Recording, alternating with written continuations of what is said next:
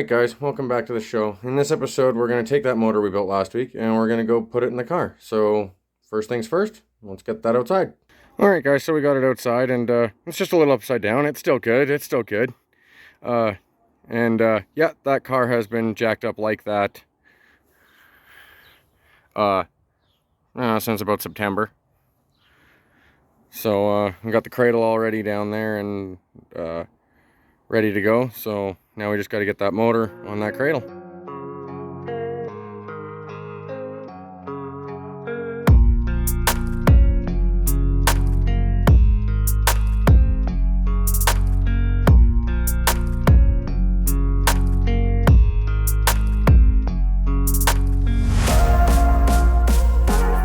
Alright, so now that we're ready to put a flywheel and a clutch on, I'll show you what package I've decided to go with. Well, not a package, just what I've decided to go with.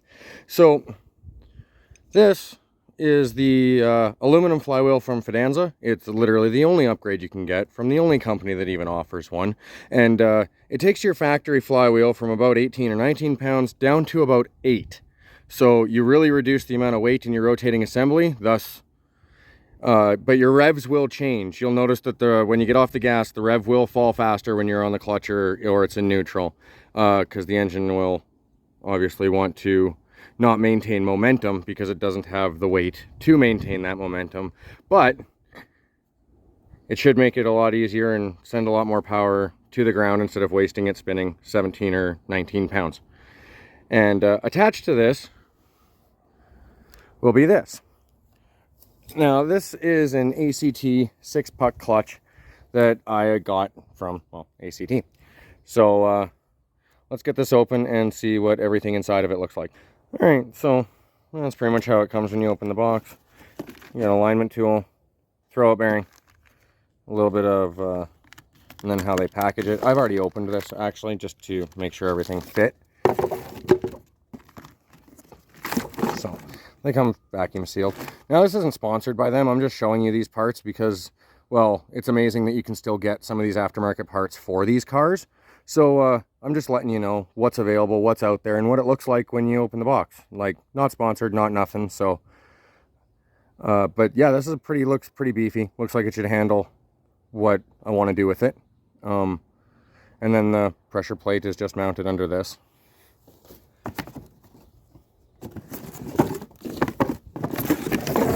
There it is. Yeah, that's just pretty much run-of-the-mill standard pressure plate. It's just yellow. Nothing really too crazy about it. They do have what appear to be weights in them, like they've balanced this clutch assembly. So that's kind of cool. I've never seen that before, or maybe I've just never noticed or paid attention. But so that's what we're gonna put on there for clutch and flywheel. All right, guys. So we're back. It's the next day. It started raining, so I stuck the bag over it and protected it. Nothing got wet. We're all good. I checked it out earlier. So let's carry on.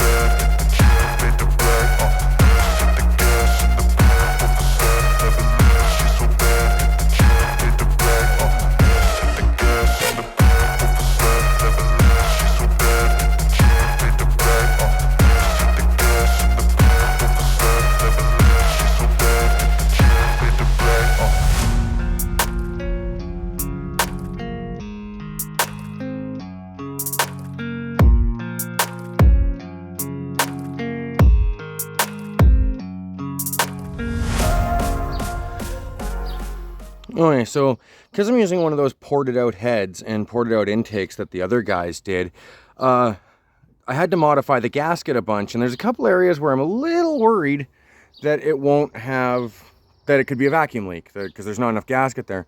So I went looking for gaskets, and most silicones and all your sealants don't want to come in contact with gasoline. And since the injectors sit before the gasket, you can't just use Right Stuff or anything on there because of the gas. So I went and did some research and found this, if it focuses. It's not gonna. And this is aviation forma gasket, and this stuff is gasoline safe. It will work with gasoline. So I'm going to smear some of this around the ports and then put the gasket on and then smear some around the ports on the intake manifold. And that's how I'm going to hopefully seal this. And if I have vacuum leaks, well, we'll burn that bridge when we get there.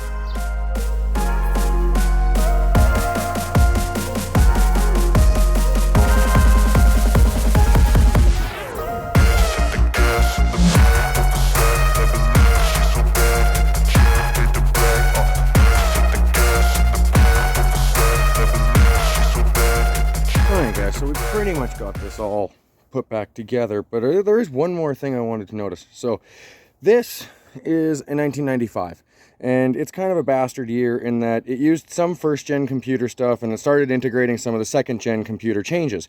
And one of those changes was going from a vacuum EGR to a electronic EGR. And this car happens to have an electronic EGR. But all the heads that came on that 93 turbo car, or with it and everything, are vacuum because it's a first-gen. So I had this nifty adapter made, and this will adapt a electronic EGR to a vacuum EGR face. So I had that made at a local machine shop, and they really went overkill on it. It didn't need to be this good, but that's what they did. So we're gonna bolt that on, and it'll give me the ability to run any head I want. So this car will always take in electronic EGR, and I can put any head on it, whether it's a vacuum EGR style, I can use the adapter, or if it isn't, I just won't use the adapter. So this really opens up a lot of options for cylinder heads for me, which is another reason why I kind of did it. Or at least until I block off the EGR plate, but that'll be a ways down the road. If you're asking, well, why aren't you blocking off your EGR valve now? And it's because I don't want to do it until I have a computer that I can tune on, because then I can just eliminate it from being there, because I don't want service engine lights or weird stuff like that. So I've decided to keep the EGR system. Also, I'll keep it emissions legal in case I get pulled over and I don't want to get in any more trouble than I might already get in anyway. Alright, so to my buddy Joel, who made that adapter for me, thanks, dude. It looks like it's going to work absolutely perfectly. So if you're watching this, great job, man.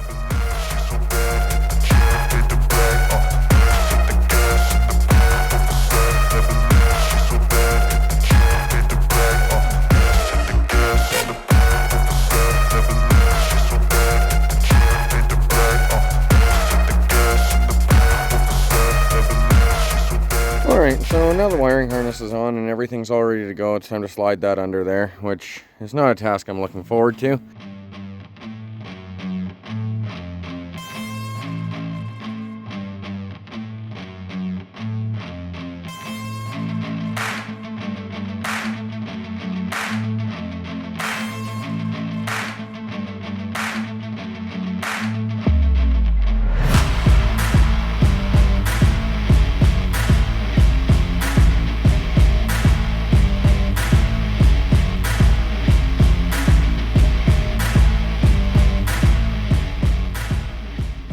Alright, so I'm going to call today a success. It's starting to get dark and I'm getting tired.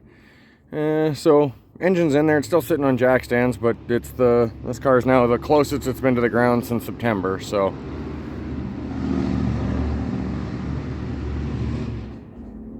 Car meat must have just let out.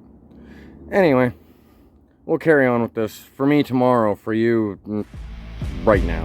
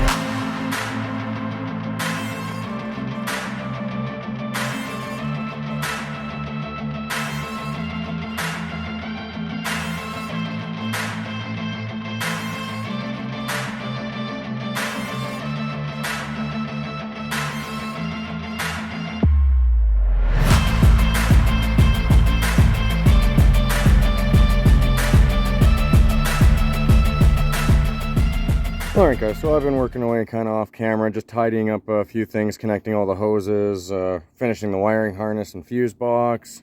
I got the motor mount on, AC still isn't on yet, and so I decided I was going to pull the radiator. Now, why was I going to pull the radiator? Because I'm going to upgrade the radiator too, because I don't want this thing getting too hot, especially if I'm going to do drag and drive events. So I went, and again, one of the only option for an upgraded radiator is the unit from Be Cool. Now, it'll add capacity, and it's a really nice little unit. And there it is. Oh, sorry. Alright, so aluminum end tanks, so that's really good. If you've ever had any experience or aware of the factory ones, these plastic end tank seals like to leak. So you can go through, you know, a radiator once every 2 to 3 years just because your end tanks start leaking. So if you want to get away from that, maybe this is a good thing too. However, what I've noticed is this is the front part of the radiator, and there's no provisions for your AC condenser. And this car has AC, and I want to keep AC. But the rest of it seems to be pretty, it's got provisions already in it for the fan. All the screw holes for the fan and everything. So I'm going to mock this up in there and see about trying to figure out how to get my AC to go. I might just run ready rod or all thread through here with some nuts and washers and just do it that way. But just wanted to show you guys another interesting part that you wouldn't think you could get for these cars that you still kind of can.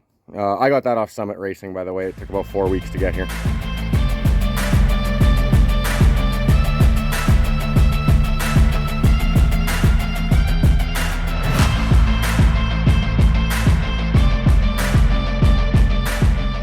Okay, so that is apparently not a bolt-in affair. It sits up about a ½ inch too high, so I'm going to modify these by chopping the top down so they fit and then relocating that slotted hole down to pretty much just above this curve. And then they should fit. They just have the feet at the bottom there, you know, a ½ inch too low or whatever. They should be up a little higher, and then it would sit just that little bit lower. And as far as the air conditioning condenser, the best way I can think of doing it is just using threaded rod to go right through the core of both of them and put them together, and I'll probably, you know, maybe space them out with some washers to give some good airflow between the two of them so they're not sandwiched right close together. So that's pretty much my plan for that. So that's how I'll burn that bridge now that I've gotten to it. Alright, so we're about a day and a half later now, and this rad is like far from bolt-in. So although it looks right, it's slightly off, just slightly in a few places. So first thing is the feet are too low down the body, causing this to sit too high. So to fix that, I took these and I squashed them in my press to make them fit. Then the posts were too tall and didn't clear the hole, so I had to chop down both of the posts. Then it fit in the car just fine. Then I tried to attach the fan, and that didn't go so good. So the first thing I had to do was I had to cut and clearance the shroud to go around to clear this hose and the hose spout. So I had to clear that. I had to cut this post thing off that goes into the little clip on the Saturns and just, you know, pretend that there's something there.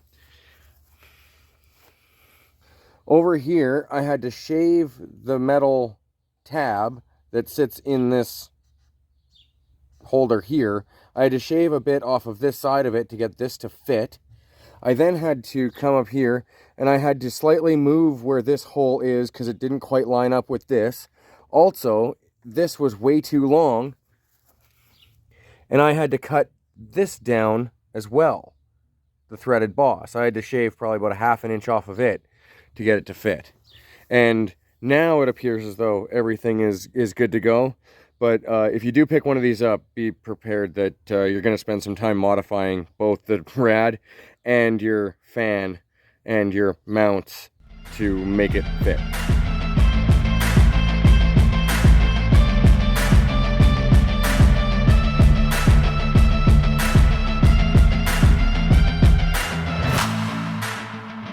And now it's interfering there. This thing just refuses to cooperate. So, I guess I gotta come up with a game plan to figure out how to get that in there. I don't know if there's any way I can trim that, or if I should see about a different fan, possibly. Or see if I can get the other style of Saturn fan to work, but I don't know if it will. But, okay, so I guess back to the drawing board. And the other fan fits much better, but only on one half of it. The other side is just hanging there. So, I guess this is the better option. I'll just have to figure out a way to attach the top and the bottom on the passenger side. And I'll probably tie them over to whatever the threaded thing is over here. So, I think I got this all figured out now. Maybe. Probably not. Okay, so I got the fan issue fixed. And what I did is I went down and I got some 1/2 inch wide by 1/8 inch thick aluminum bar and just bent up a bunch of brackets. So I got one there and I got one down there, and that will allow me to fit this first gen style fan. Yeah. It'll go like that. So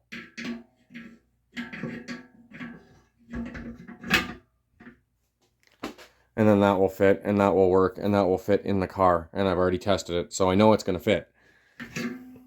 Right, so all I did was I just bent a tab and just JB welded them onto the radiator because I don't have a welder or the ability or skill to weld aluminum to stainless steel.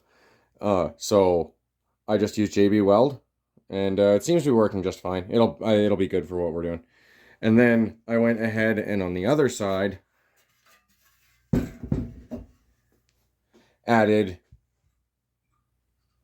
all the things for the air conditioning condenser. So same kind of deal. I just bent some tabs and drilled a hole and put some M6 nutserts in where I needed threads, and then just kind of made these loop things here to kind of hold the top of the condenser, just like the factory ones are these things here. So I just made those out of aluminum and JB welded them to the side of the tank. I test fitted that too. It does all work. So finally, after about a week or so, that thing can actually go in the car and stay there.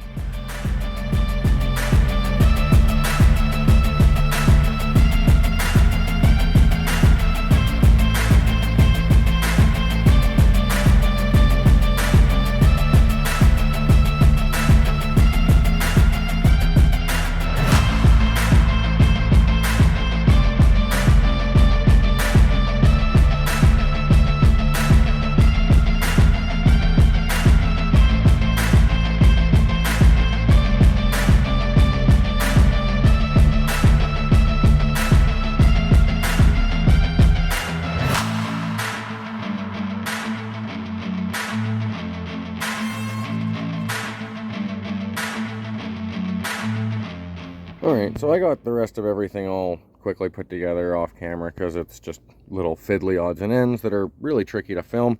So we're pretty much ready to go. I built oil pressure already. It spins real nice. Yeah, I guess we're going to do our first start here, and then we'll close out the video after that.